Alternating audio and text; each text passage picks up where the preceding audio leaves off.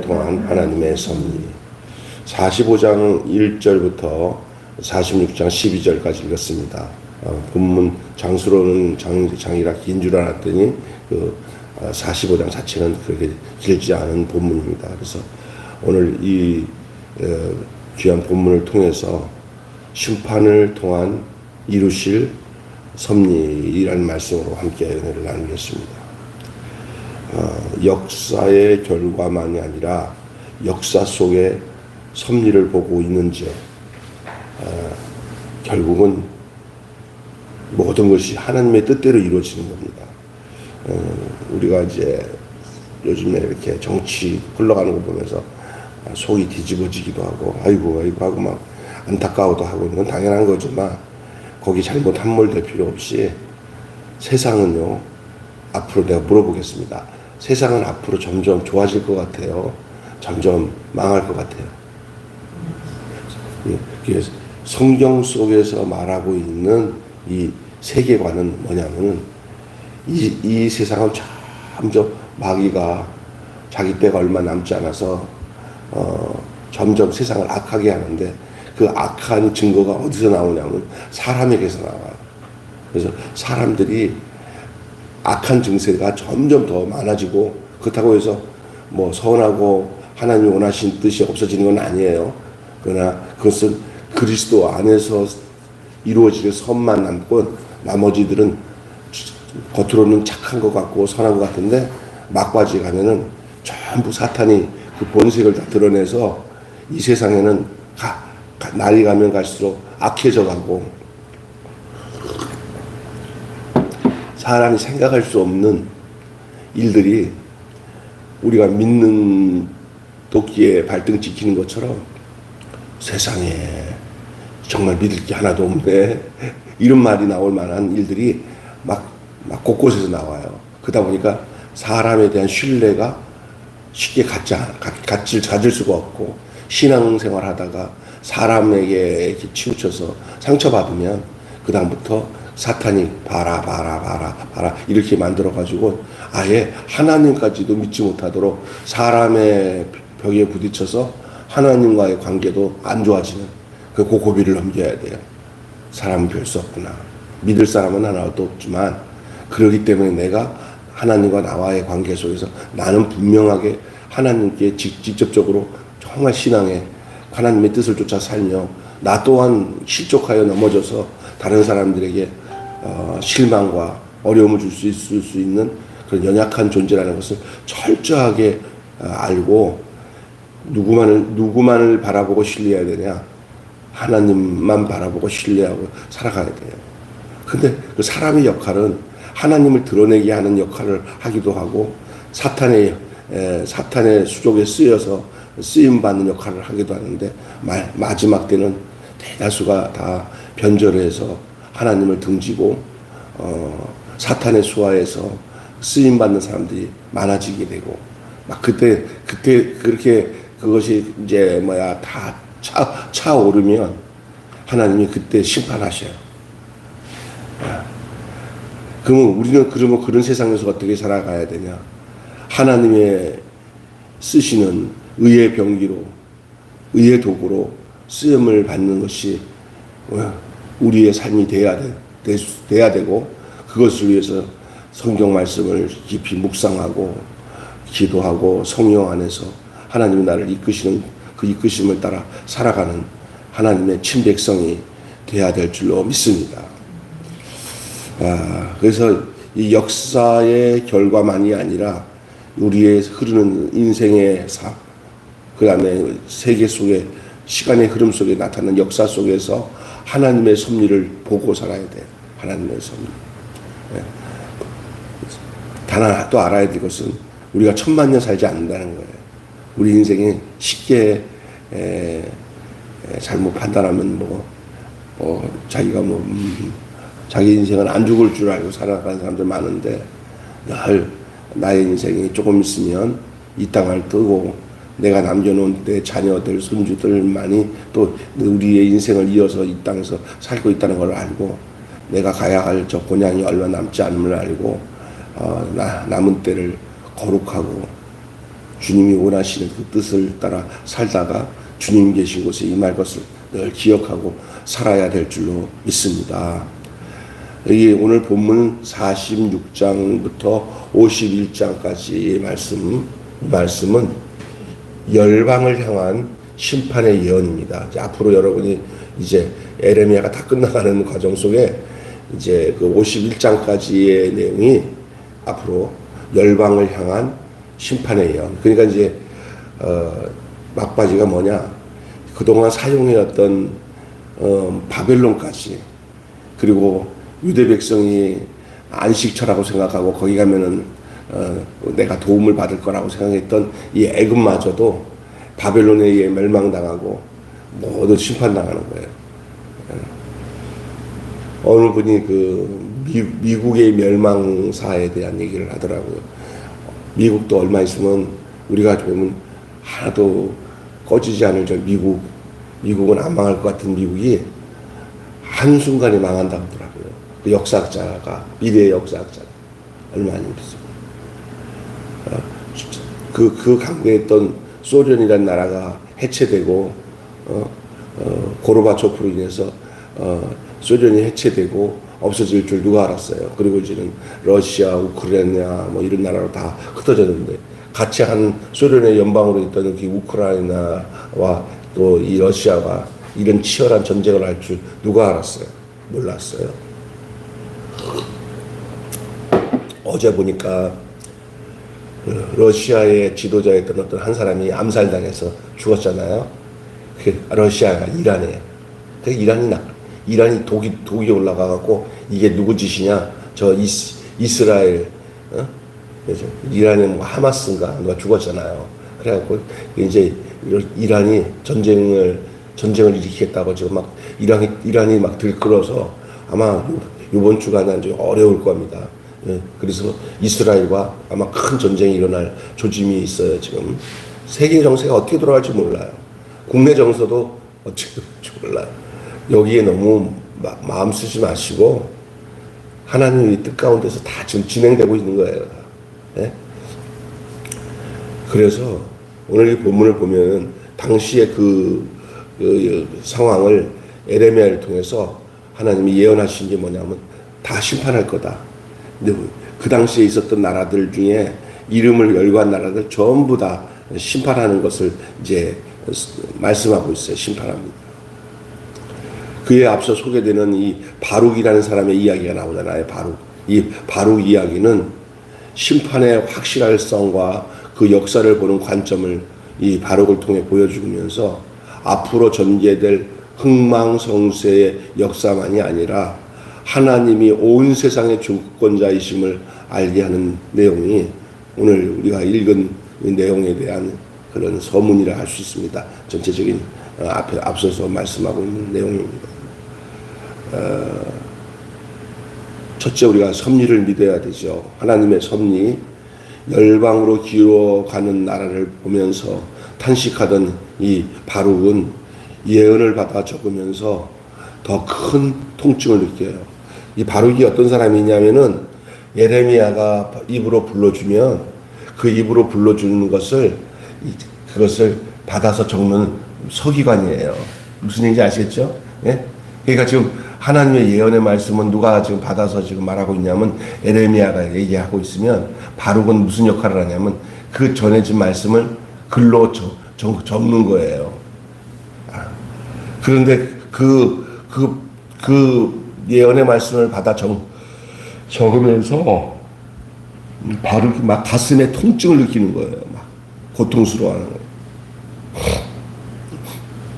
가슴이 아파하면서 그러면서 구원을 바라는 마음으로 가슴을 아프는 거죠. 이렇게 되면 안 되는데 하는 아픔. 이 귀한 마음이에요. 하지만 더 중요한 것이 있습니다. 그럼에도 불구하고 하나님의 섭리를 인정하는 마음, 그것이 믿음입니다. 어떻게 바룩의 마음은 멸망하는 모든 민족들의 모습을 보니까 가슴이 아파요. 그러나 그렇게까지 할 수밖에 없는 하나님, 그 하나님을 인정해야 돼요. 하나님이 오직 했으면 하나님이 오직 했으면 이런 심판을 하겠냐? 때가 있는 거예요. 그러니까 심판이 없다고 하면 거짓말이에요. 그래서 우리가 신앙생활하면서 구원의 내용을 간직하면서 우리가 구원을 받고 하나님의 은혜 안에서 살아가는 것은 중요한 얘기지만 한 가지 중요한 것은 분명히 하나님께서 마지막 날 또 어느 때든지 의를 위하여 악을 심판하시는 하나님이 이것을 잊지 마시기를 바랍니다. 믿습니까? 하나님 당신의 의를 위하여 마지막 때 그 악을 가만두지 않으시고 심판하십니다. 그게 역사의 섭리예요. 역사 속에서 드러나는 모든 증거인데 사람들은 그걸 모르고 거기에 묻혀서 살면서 그냥 자기들이 좋을 대로 살아가는 사람들이 많이 있죠. 우리가 역사를 보고 알 수 있는 것들이 바로 애굽도 하나님이 반대편에 서자 바벨론에게 패권을 넘겨주고 맙니다. 한때 이스라엘의 희망이고 유다의 희망이었던 애굽이 초라한 말로로 끝나는 거예요. 아무리 이 세상에서 권력이 많고 가진 재산이 많고 저 사람은 무너지지 않을 것 같은 사람도 다 때가 되는 사람도 그래요. 평생 동안 젊어서 멋있었을 것 같은 사람도 나이 드니까 다 죽어가더라고요. 내가 옛날에 어딘가 갔는데 신성일을 만나서 신성일 한 몇 년 전이구나. 늙었는데도 아주 까쭉하게 잘생겼더라고. 야, 저러니까 저 미남 배우 신성일이구나 라고 생각했는데 아유 초라하게 늙어서 죽는 거 보니까 아유 다 똑같아. 다 똑같아. 우리 앞에 있었던 뭐 김대중 대통령, 뭐 김영삼 대통령 막 우리가 있을 때 그 사람들 대통령으로 막 권세를 누릴 때 엊그제 같은데 하나 둘씩 심지어 전두환까지 다 죽더라고요. 예. 그러면 이제 우리보다 나이가 적은 사람들이 이제 뭐 정권을 잡기 위해서 올라온 사람들이 뭐 한참 적은 한동훈 같은 사람들이 나중에 뭐 대통령 되겠다고 나서는데 우리가 이제 그들보다 먼저 가야 할 차례가 된 거예요. 때가 되면. 옛날에 이런 말이 있어요. 나이 드신 분이 야, 너 늙어봤냐? 나는 젊어도 보고 늙어도 봤다. 그런 얘기 하잖아요. 그러니 이럴 때 사람이 이런 게 있어요. 나이 들면서 신앙 하나님을 모르면 뭐냐면 그런 게 우울해지는 거예요. 나는 뭐야? 참 재미도 없네. 이렇게 된 거거든. 절대 그거 신앙은 뭐냐? 그거 뛰어넘는 거예요. 하나님을 이로 인하여서 날마다 즐거워해야 되는 거예요. 내 인생을 구원해 주셔서 내가 이 땅에 살다가 죽은 후에도 이게 그냥 꺼져가는 인생으로 꺼져가는 게 아니라 도리어 이 땅에서 내 육신의 꺼풀이 이 땅에 허물 벗듯이 벗으면 내 속사람이 하나님과 영원토록 거하는 저 천국을 바라보는 그 분명한 믿음과 희망 속에 살아가는 여러분 되시기를 바랍니다. 그러면 어떤 역사 속에 어떤 일이 일어나도 거기에 우리가 치우침을 당하지 않고 살 수가 있는 것입니다. 결국은 이 떵떵거리는 애굽도 결국은 주랭랑 치는 모습을 보면서 그 신흥 국가인 이 바벨론에게 잡혀먹는 이 애굽의 모습, 그러나 이 애굽을 무너뜨리는 바벨론마저도 오늘 보면은 이 예레미야의 예언을 통해서 애굽도 그 역할이 끝나니까 그것도 하나님이 심판해요. 그 애굽 바벨론 이후에 일어난 나라가 페르시아잖아요. 페르시아가 바벨론을 잡아먹잖아요. 또 페르시아는 또 누구에게 망하면 헬라에게 망해요. 이 역사 우리가 보면 다 나오잖아요. 헬라는 어디에 망하냐? 로마에 망하잖아요. 그것이 역사를 보는 거예요. 앞으로 우리의 시대에 영원할 것 하나 없어요. 1000년 로마가 하루아침에 무너질 줄 누가 알았었겠어요. 우리나라 역사에도 뭐 고구려가 고구려 망하는 거, 백제 망하는 거, 통일시대가 됐다가 통일시대가 고려국으로 망하는 거, 뭐 이런 거 다 흘러요. 우리 지금도 역사는 흐릅니다. 하나님의 섭리 가운데. 그렇게 흘러가는 그 역사에 너무 치심치 마시고 하나님의 섭리를 보실 수 있는 여러분 되기를 바랍니다. 그것입니다. 세상에는 영원한 권력이 없습니다. 그러니 우리도 이 세상 어떤 권력보다 하나님 편에 서서 인생을 살아야 될 줄로 믿습니다.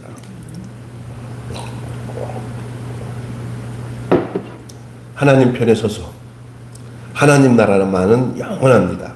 세상 나라는 끝나도 하나님, 그러니까 세상 나라의 권력에 치우쳐가지고 그냥 온갖 죄 짓고 살아가지 말고 하나님 나라에 살아요. 또 하나님의 주권을 믿어야 되죠. 전통적인 강국이 애굽이지만 신흥 강국 바벨론 모두 하나님의 주권 아래에 있습니다. 세상은 그들의 역사만 기억하지만 영원히 기억할 역사는 하나님의 역사뿐입니다. 그러니 수치를 남길 오만한 인생의 이야기가 아니라 영원히 영광을 누릴 하나님 나라 이야기에 참여하는 저와 여러분이 되시기를 바랍니다. 하나님 나라의 이야기에 참여하십시오. 세상 이야기에 파묻히지 마시고 세상 권력에 파묻히지 말고 결국은 하나님의 이야기에 참여하는 저와 여러분이 되기를 바랍니다. 결론을 맺겠습니다. 역사는 우연이 없습니다. 여러분, 결국 심판을 통해 열국 앞에서 하나님의 하나님 되심을 입증하시게 되는 것이 하나님이 우리에게 베푸신 역사의 이야기입니다. 그러니 여러분 주변 정세에 불안할 필요 없습니다. 나라가 어떻게 될까? 주식이 어떻게 될까? 어떻게 올해는 좋은 일이 있을까? 어디 나라가 전쟁이 일어나는데 어떻게 될까? 우리가 걱정한들 그건 다 하나님의 주권 아래서 그 섭리대로 흘러가고 있다는 사실을 알고 우리가 집중해야 될 것은 내가 하나님과 어떤 관계로 이 세상에서 살고 있는가가 중요한 대목인 줄로 믿습니다. 아멘. 강대국은 결국 의지할 대상이 아닙니다. 우리가 미국을 의지해도 안 되고 또 중국을 의지해도 안 되고 아니면 우리가 어떤 능력 있는 어떤 사람을 의지해서도 안 되고 우리 집안에 누가 능력이 있다고 하면 그 사람 의지하고 그걸 살아온 거예요. 대신 하나님 의지하세요. 어떤 사람이든지 하나님 의지하고 사는 것이 정확한 해답인 줄 믿습니다. 역사의 주인은 어떤 사람이나 어떤 권력이 아니에요. 하나님입니다. 결국은 하나님입니다. 하나님을 의지하세요. 하나님만이 답입니다. 나의 장래도 어떤 것에 의해서 치우침에 되어서 가는 게 아니에요. 결국 하나님의 프로그램, 하나님의 계획 속에 다 놓여있기 때문에 하나님께 내가 맞춰져야지 어떤 다른 어떤 상황과 어떤 사람, 조직 여기에 나를 맞춰놓으면 나중에 다 망해요. 망하는 곳에다가 나의 마음을 두지 마시고 영원히 거할 하나님께 마음을 두고 사는 저와 여러분이 되시기를 바랍니다. 자기 장래도 모르는 세력에게 어찌 우리의 미래를 맡길 수가 있겠습니까? 바벨론도 끝까지 갈 수 없는 세력이에요. 애굽도 마찬가지고 지금으로 얘기한다면 미국도 의지할 나라가 아니에요. 그러니까 미국 보니까 장난이 아니더라고요. 눈에 보이지 않습니까? 이 망할 나라구나. 망할 나라 의지할 필요 없어요. 예? 하나님밖에 우리의 인생을 보증해 줄 수 있는 유일한 장소, 유일한 분 없는 거예요. 내가 인생을 살아가면서 이제 죄 많은 이 세상을 살아가지만 내 모든 보화는 내 모든 마음과 중심은 하나님께 가 있는 것이 하나님이 계속 이 예레미야서를 통해서 우리에게 말씀하고 있는 내용이라 할 수 있습니다. 오늘 여러분은 누구에 의해서 지금 살고 있습니까? 또 누구를 바라보며 평안을 누리며 살겠습니까? 하나님 밖에는 그 주권과 그 섭리에 따라 우리를 지키고 보호하실 세력은 없다는 사실을 기억하시기를 바랍니다. 심판 속에 섭리를 보게 하시는 것은 하나님의 주권에 대한 신뢰입니다. 다시 얘기합니다. 심판 속에 섭리를 보게 하는 것은 시작. 심판 속에 섭리를 보게 하는 것은 시작. 심판 속에 섭리를 보게 하는 것은 하나님의 주권에 대한 신뢰다. 시작. 하나님의 주권에 대한 신뢰다. 두 개 합쳐서 심판 속의 섭리를 보게 하는 것은 하나님의 주권에 대한 신뢰다. 이것이 오늘 우리에게 주시는 핵심 메시지입니다. 심판 속의 섭리를 보게 한 것은 하나님의 주권에 대한 신뢰다. 기도하겠습니다. 하나님, 오늘 심판을 통해서 이루실 섭리에 대한 말씀을 함께 나누게 하심을 감사합니다. 우리가 역사의 결과만이 아니라 역사 속에 하나님의 주권을 또 하나님의 섭리를 볼 수 있도록 눈을 열어 주시옵소서. 우리가 이 땅에 살아가는 동안에 아버지 하나님이 되어질 모든 일들이 이 예레미야를 통해서 당시에 그 열방들의 심판을 통하여서 우리에게 거울로 보여주고 있는 내용인 줄 믿습니다. 그러하기에 너희는 나를 의지하고 내 안에서 살아라. 나의 섭리 속에서 살아라. 라고 말씀하시는 말씀인 줄로 믿습니다. 심판 속의 섭리를 보게 하는 것은 하나님의 주권에 대한 신뢰인 것을 믿습니다. 오늘 하나님의 주권에 대한 신뢰를 가지고 사는 저희들 되게 하여 주시옵소서. 우리 주변에는 정말 상상할 수 없는 기가 막힌 일들이 우리에게 일어나면서 세상에 이럴 수가 있나 하는 것들이 한두 가지가 아닙니다.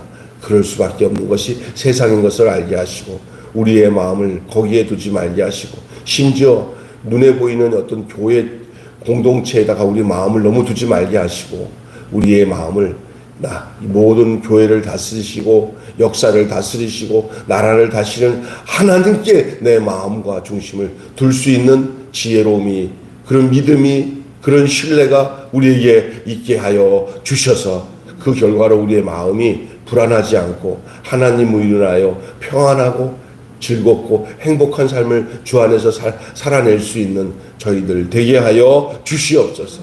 우리 주 예수님의 이름으로 기도하옵나이다.